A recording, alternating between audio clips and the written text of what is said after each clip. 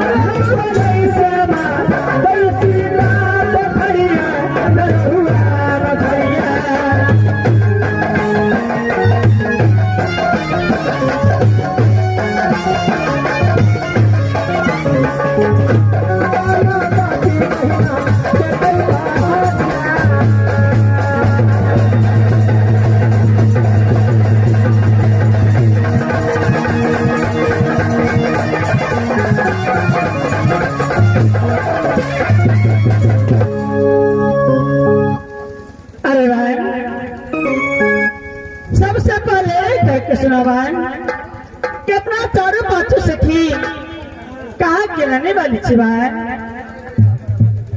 देखो बहन सबसे बड़ तू था तो ही कहीं का सुनावा क्या नहीं बहन अपना चारों पांचों सखी मृत्यु भवन के रहने वाली है बहन। जब चारों पांचों सखी मृत्यु भवन में जन्म ली, जब 4-5 साल की चारों पांचों सखी हुई, उस दिन से बाबा शिव को मंदिर में पूजा करने के लिए जाती थी, लेकिन आज चारों पांचों सखी को रमन चमन में ले चुकी है कि जल्दी चलो सोमवार के मंदिर में पूजा करने के लिए गए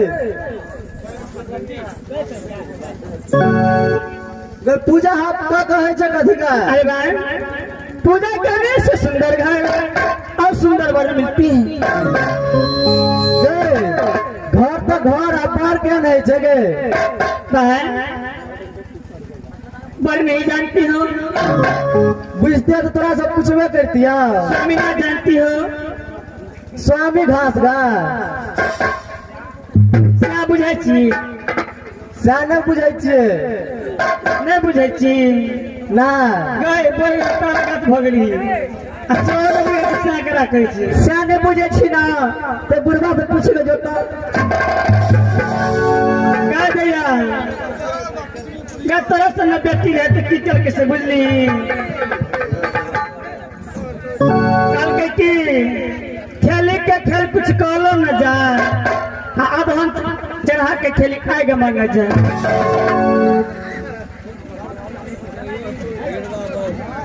ठीक है कहा दैया गे हे हके तोरे देखा बेटी छले बुझली तो की कहै छे लट गई छोरी लता मगहारी असा के सुपारी कटा कट मारी। भैया तोरे जगह कहै छे कि लाल साड़ी टांगा लिया साला मन लाग ये दैया हे तोरा देखे छियो न बड़ा मत लग जायो दैया रे सुन गए तोरे देखा बेटी छले बुझली तो कहै छे बाटी बाटी सात बाटी ए बुढ़वा घर में दांत काटी। तोरे जगह कहै छे कि नहीं छी बिया भरा छी ऐसा बिया जे गेल चुचे पर हागे तोरे देखा कहै सुंदर छी खाट पर टांग देनो टाट पर गए के हमहु कह दे छी गदैया अनिया तोरे जगह बेटी रे गया बुझली। हां रहे त कनिएटा ताकि बोलहे बुझे बड़ की कर के से बुझली के बापे घर पर दीप नसल। अरे भाई जल्दी चलो बाहर शिवा को मंदिर में चारों पांचों से मिल करके बस पूजा करेंगे भाई। चलिए भाई चलो भाई।